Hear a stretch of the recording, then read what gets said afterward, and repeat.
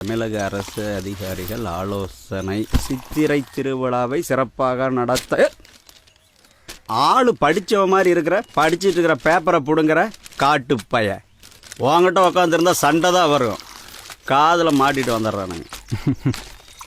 4000 ஆண்டுகளாக தமிழகத்தில் பாரம்பரியமாக நடந்து வரும் ஜல்லிக்கட்டுக்கு உச்சநீதிமன்றம் தடை விதித்தது. இப்போ தான் நிம்மதியாக இருக்கு. ஜல்லிக்கட்டுன்ற பேரில் கொஞ்சம் நஞ்ச கொடுமையாயா பண்ணாங்க. மாட்டுக்கு சாராயத்தை ஊத்துறதும், வாழை பிடிச்சி திருகிறதும், பீங்கான கரைச்சி ஊத்துறதும், மிளகா பொடியை தேய்க்கிறதும், பப்பா மாட்டை கொஞ்சம் நஞ்ச கொடுமையா படுத்தினாங்க. யாரா கொடுமைப்படுத்தினா? ஜல்லிக்கட்டுங்கிறது அவ்வளவு கொடுமையா?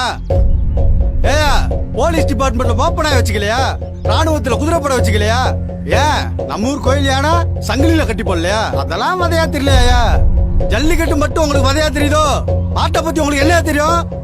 நாங்க 300 ரூபாய்க்கு கூலி வேலை பார்த்துட்டு வந்து 200 ரூபாய் மாட்டுக்கு போட்டு 100 ரூபாயில குடும்பம் நடத்துறோம்யா. அத நாங்க மாடா பாக்கலையா? பெத்த பிள்ளை ஏதையா பாக்குறோம்?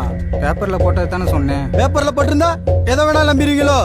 ஏன் இப்பெல்லாம் நீங்க குடிச்சிட்டு இருக்கீங்களே, அது சுத்தமான பால் நினைச்சீங்களா? பன்னிப்பாலியா? என்ன அப்படி பாக்குற? இதுக்கு பேரு A1 பாலு.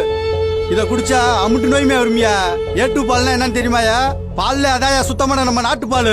அத குடிச்சா நோய் எதிர்ப்பு சக்தி கூடுமியா. இப்பெல்லாம் எங்க நாட்டு மாடு இருக்கு, அதான் பூரா அழிச்சிட்டு வந்திருக்காங்க இல்லையா? ஜல்லிக்கட்டுக்கு தடை போட்டதுனால வாடி வாசல் போக வேண்டிய காலை பூராமே அநியாயமா அடிமாட்டுக்கு போயிட்டு இருக்கியா. செனை போட காலையே இல்லாம இப்பெல்லாம் மாட்டுக்கு ஊசியை போட்டு தாயா செனையாக்குறாங்க. அந்த ஊசியை விற்கிறதுக்கும் வெளிநாட்டுக்காரன் தாயா கியூல நிக்கிறான். அதுல இருந்து வர அந்த பாலை குடிச்சா வியாதி தாயா வரும். ஏன் அந்த வியாதியை குணப்படுத்த அவனே மருந்தையும் கொண்டு வந்து விற்பான். இது தெரியாம ஜல்லிக்கட்டுக்கு யாரோ தடை போட்டாங்கன்னு நாமளும் வக்காலத்து வாங்கி நிக்கிறோம்யா. இது மாடை வதைக்கிறது இல்லையா, மனுஷ இனத்தைய சிதைக்கிறதுயா. போவையா நீங்களும் இதுவும் ஜல்லிக்கட்டு வந்துருமியா.